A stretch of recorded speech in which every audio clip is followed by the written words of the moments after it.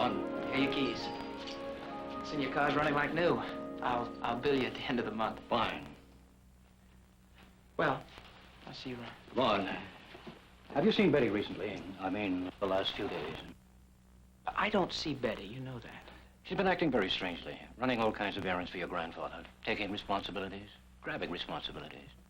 The girl's simply in over her head. Oh, I guess she's caught in the middle. Matter of fact, she's on her way over here now. See you around, Papa. Ron, if she is caught in the middle, she'll probably turn to you. What are you getting at? As her confidant. Oh, I'm not in any mood to listen to somebody's marital problems, if that's what you mean. Well, I just thought I'd warn you to head you off, so to speak. Hey, you want it straight? I care about Betty. I guess that I'll always care about Betty and probably go off into a corner and sulk if she's in some kind of trouble. That's the way it is. Nothing more, nothing less.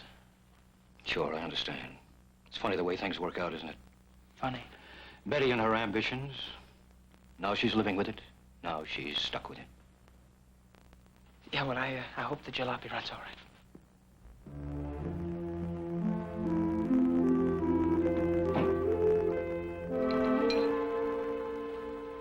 You have any trouble registering for your classes last night? Oh, except that they asked me who to contact in case of an emergency. I put you down. I guess I should have asked you first. Why should you? I'm glad you didn't find it necessary to. This is for books and papers and pencils and things like that.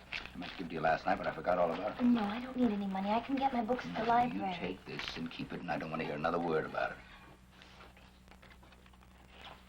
Oh, I happen to have a surprise for you, too. Oh, good. How about that? Matthew's christening. I only mentioned it last night. Show me. Yeah, I called it into Jerry last night. Well, Rachel, that's what you call a graceful surrender. Oh, it must be the bread man. I guess it's the front door. Well, who can it be at this hour?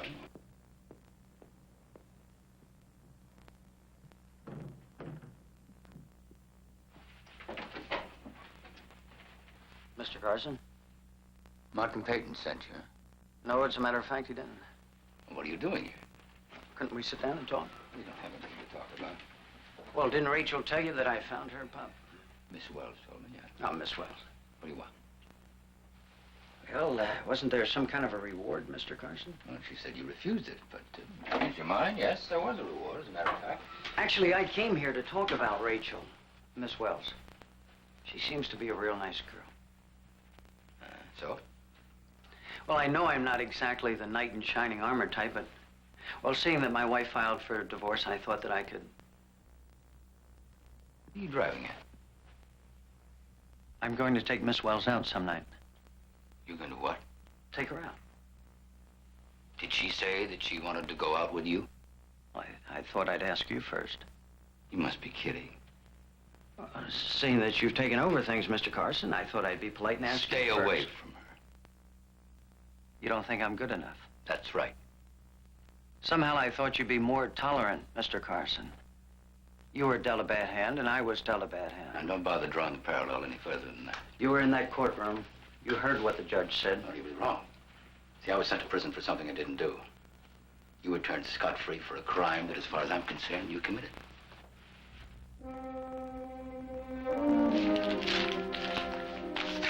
Here's your $10. I'm busy. I'm gonna have to ask you to leave.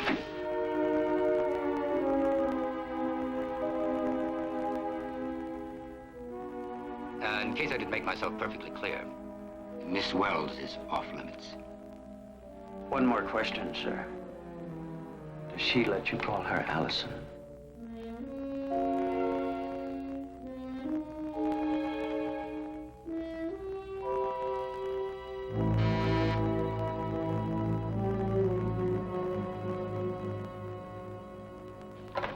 Yes? Mrs. Court to see you. Send her in, please.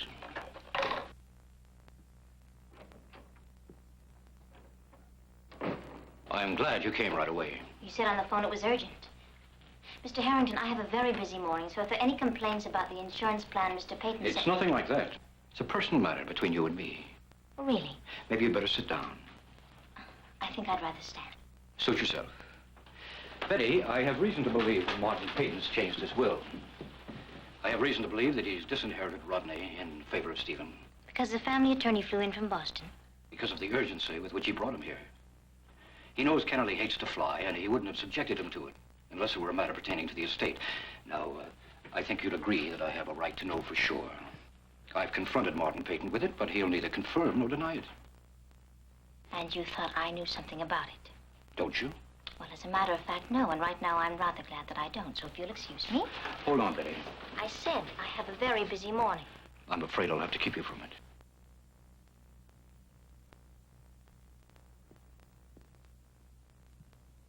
Exactly what do you want, Mr. Harrington? Just this. You live in the Peyton house now. You'll become his confidant. If he has changed the will, he'll never tell anyone until he's good and ready. You know that as well as I do. I also know he keeps all the important papers pertaining to the estate in the house. That bedroom upstairs. The safe. There'll be a copy of the will in there. Are you suggesting? I'm not suggesting anything. I have to know what's in that will, and you're going to find out for me. I don't care how you do it. You're shrewd. You'll find a way. Mr. Harrington, have you lost your mind? You asked me to come up here and begin briefing me like some mill hand, telling me perfectly matter-of-factly to go home and rifle Mr. Peyton's safe. I don't expect you to do this for me, but I do expect you to do it for Rodney. Rodney? Rodney wouldn't ask me to do a thing like this if his life depended on it. Unfortunately, his life does depend on it. His present preoccupation with girls and gasoline has blinded him to the fact.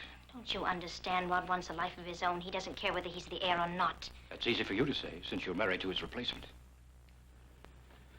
Good day, Mr. Harrington. You let go of me. Now listen, Betty. You owe Rodney a great deal. You married him under false pretenses. You tricked him. You cheated him. How much revenge do you think you're entitled to? You're the one who's taken revenge. You've spent every waking moment since your marriage trying to oust Rodney from his rightful place, so you could walk over him on your way to the chair to Martin Peyton's right. That's not true. Yes, it's true. And now you're going to get hold of that will, so we can find out whether or not you've succeeded. Don't pretend you're not interested, Mrs. Cord. No. I'm afraid you have no alternative. What are you getting at? Just this. There was a certain little escapade in New York. The Blaine Detective Agency submitted a fully documented report, as you'll remember. You were quite a party girl in those days, Betty, weren't you? Very popular. You said that report was going to be destroyed after the annulment.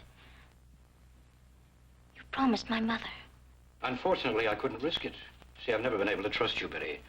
I've had to consider my son's interests. Well, that's a new low even for you.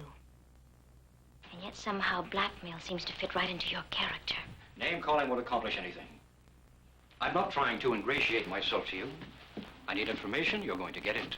It's as simple as that. Somehow you seem to have forgotten one thing, Mr. Harrington. That Blaine report was and is a lie. That detective knew exactly what you wanted to hear, and that's what he told you. Well, I'm going to tell Stephen because he'll believe me, just as Rodney did. Don't play the fool, Betty. Stephen isn't Rodney, and you know it. When you married Rodney, he was gullible, naive. Stephen is neither of these things. But even if he did believe you, do you think Martin Peyton would? He spent 28 years trying to conceal his daughter's sordid past. His idea of morality is strictly Victorian. Do you think he'd let you live in his house when he hears what I have to tell him? And don't forget Stephen's career.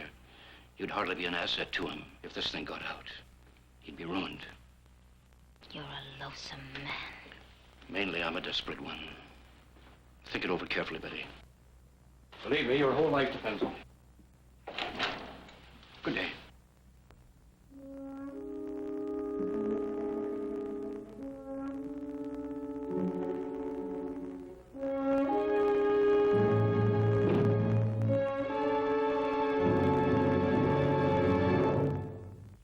Preview from the continuing story of Peyton Place. I just get awfully scared sometimes. I get this terrible feeling that it's all going to end. I don't want that kind of talk coming from anyone, you included. And I'm telling you something, I've had enough of your sermons on morality. Not from you. If there's something about my son, Elliot, you don't like, you go and talk to him about it. Get out of here, Chandler.